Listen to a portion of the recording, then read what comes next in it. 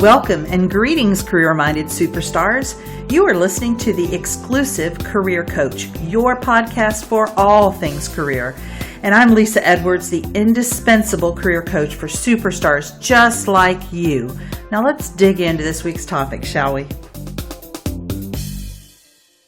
Go from dragging yourself to work each day to finding a job you love. The Career Spring program is for high-achieving and ambitious mid-level professionals like you who are looking for a job that uses your zone of genius, recognizes your value, and pays you what you're worth. If you're ready to learn more, schedule a complimentary consult using the link to my calendar in the show notes. Be sure to follow me on Exclusive Career Coaching on Facebook, Lisa Edwards on LinkedIn, and Lisa.Edwards on Instagram. Greetings. How's it going? So this is my first podcast back after some surgery that I had on May 25th. And I had 3 weeks that I was off. So I did some kind of best of episodes. And then I had a few that I had recorded prior to going out for surgery with guests. So this is the first one with just me. Since then, it's been a while and I'm back in the podcast closet. And it's the Friday before the 4th of July weekend. So I hope that you had a wonderful, safe 4th of July if you're here in the States, 1st of July if you're one of my Canadian clients or Canadian listeners.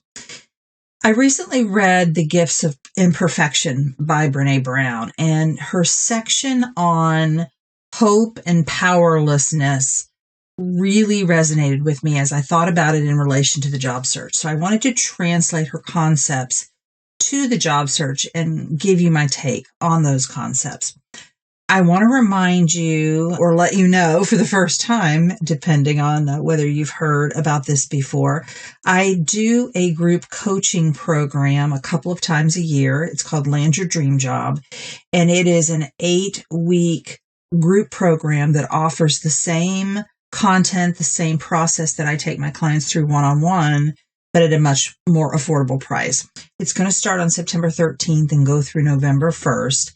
And the topics that we're going to cover will include identifying your non-negotiables, so the most important things that you want to look for in your next job and your next employer, how to leverage your existing network, even if you don't think you have one, I promise that you do.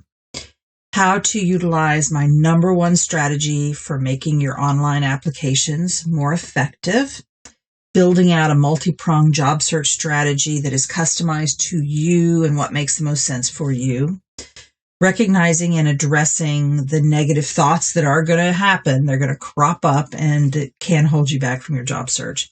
So you get all of that for $795. And if you bring a friend, the second person gets registered for just $395. So it's half off for them.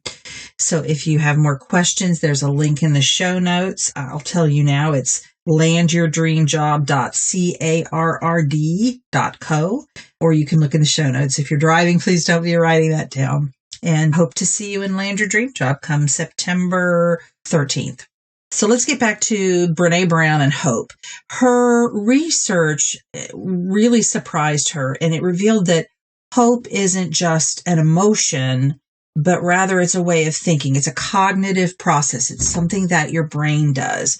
And then hope is, in her opinion, a kind of a trilogy made up of goals, pathways, and agency.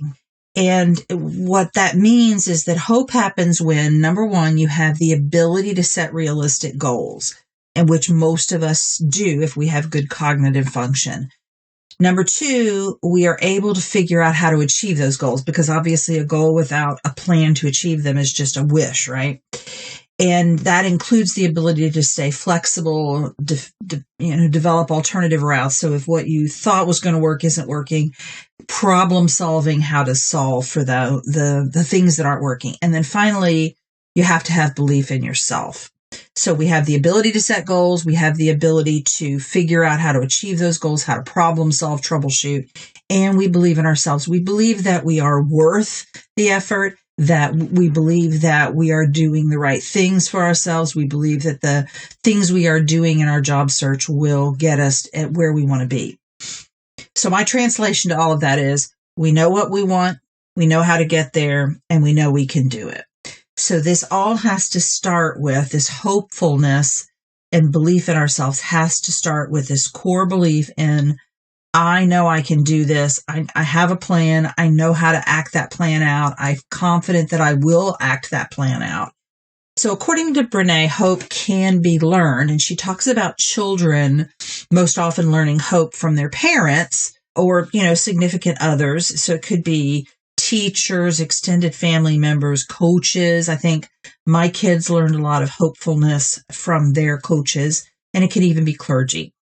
So let's translate all of this to the job search. So if we think of Brene Brown's trilogy of hope, what does that mean for the job search? Well, number one, we have to set goals, and I call them SMART goals. You've heard that acronym: specific, measurable, attainable, realistic, and time sensitive. We're not just reacting to job boards, but we have goals that we have set for our job search, and we are applying to jobs not with the mindset of, that doesn't sound bad or I could do that, but rather we are being proactive with our job search. So when you think of job boards, it's a very reactive activity. It's what I call a passive job search strategy, but rather you have set specific goals that include active strategies, and you're not just being reactive to job boards. Next, we have a plan to achieve those goals. We know what we're going to do each day towards our job search.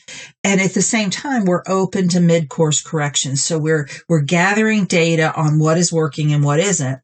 And we are making mid-course corrections. We're looking at, okay, is this activity really not working, or am I not working the activity correctly? Do I need to shift strategies, or do I need to shift how I am executing that strategy? And also, I think a part of this one is we are willing to be disappointed as many times as needed to get to that great job. So when we have 10 no's in a row, we don't make it mean something about us. We don't make it mean something about the job market. We keep going, and we're confident that we're going to get what we want if we keep acting out our strategy.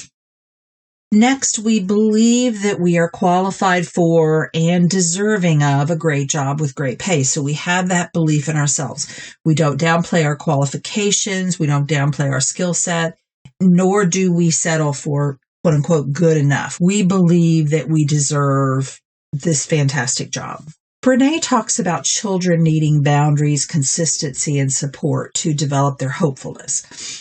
And as job search seekers, we need exactly the same thing. So when I'm talking about boundaries in the job search, it has to do with what are you willing to do or not do, and what are you willing to or not willing to sacrifice for your job search.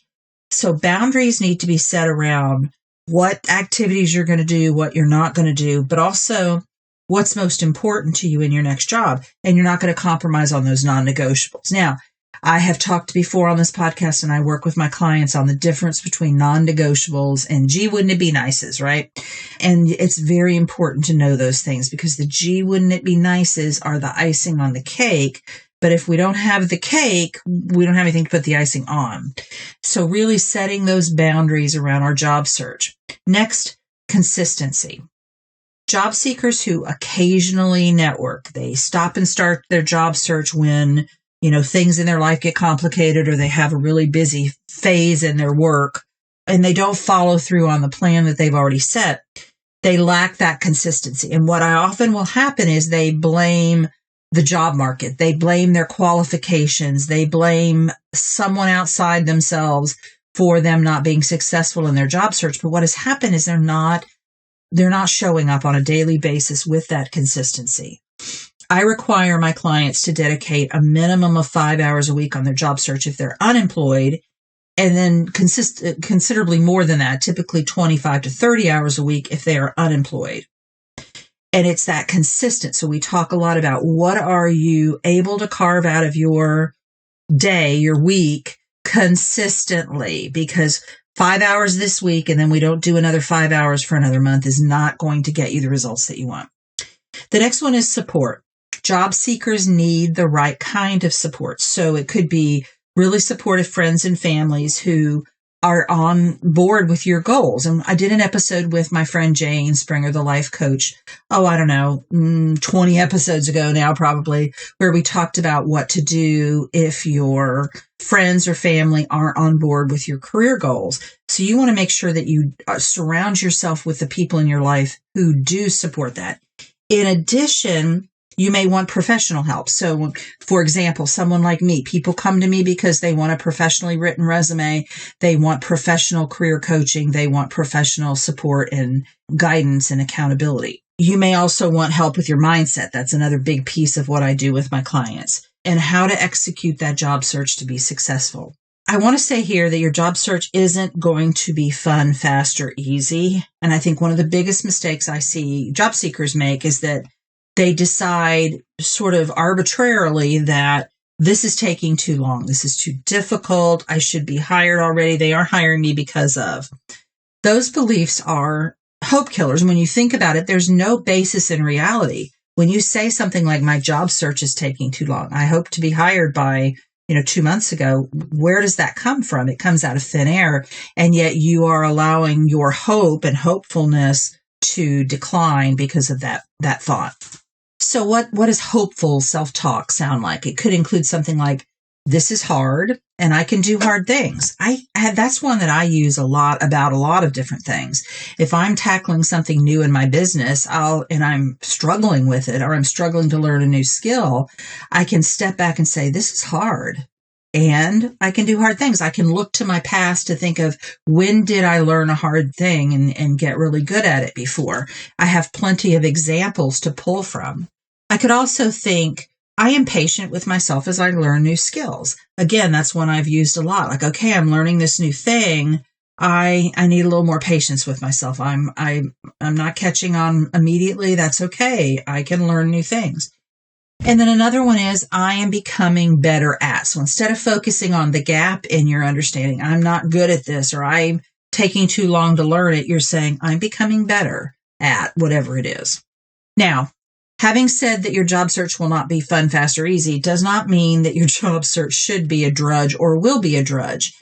And I want you to find ways to infuse some fun into your job search. So, for example, one of the things I teach my clients is to reward yourself every day that you achieve that day's job search goals. So when I work with my clients one-on-one, they get their marching orders. This is what you're going to do on Monday, Tuesday, Wednesday, Thursday, etc. And it's we talked about boundaries a little while ago, and this is that part of that boundary. I'm not expecting myself to make 100 phone calls today.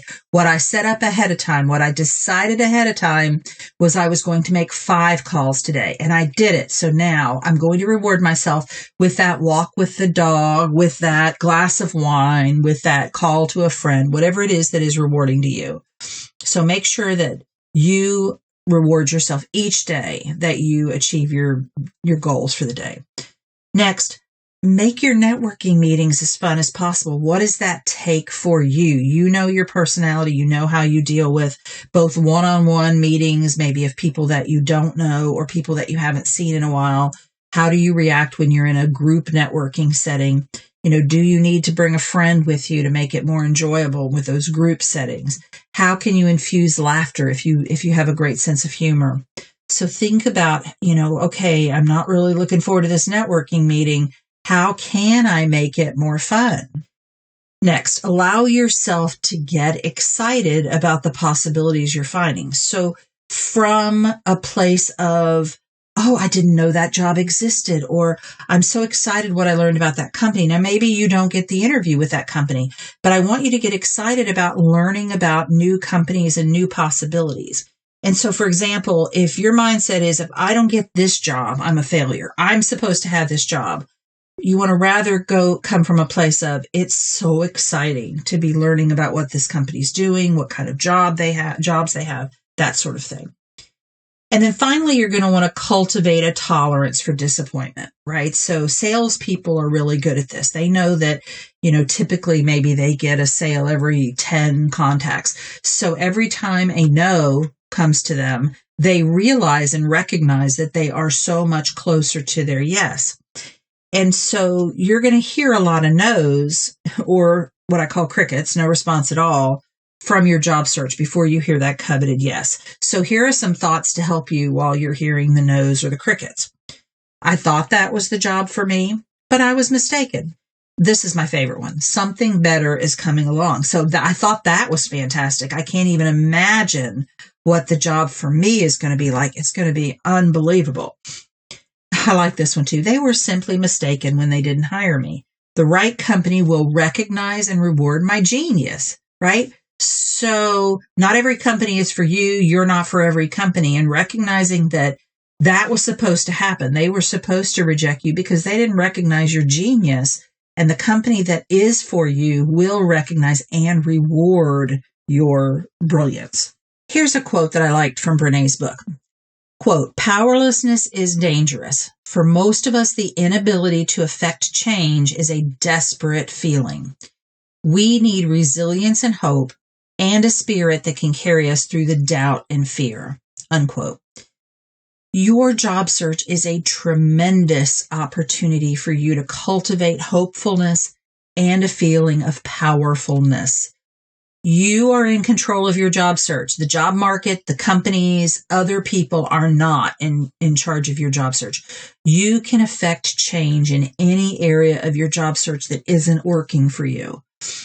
You can affect change in your mindset. You can affect change in your strategies, and you can affect change in the approach to those strategies.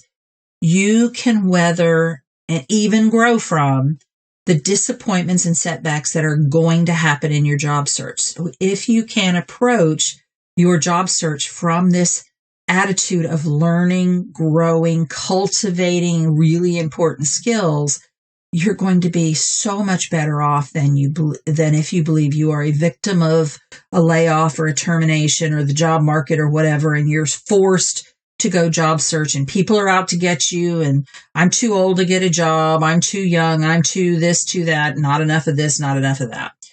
You've got this. So go out there and cultivate some hope and some resilience, some powerfulness.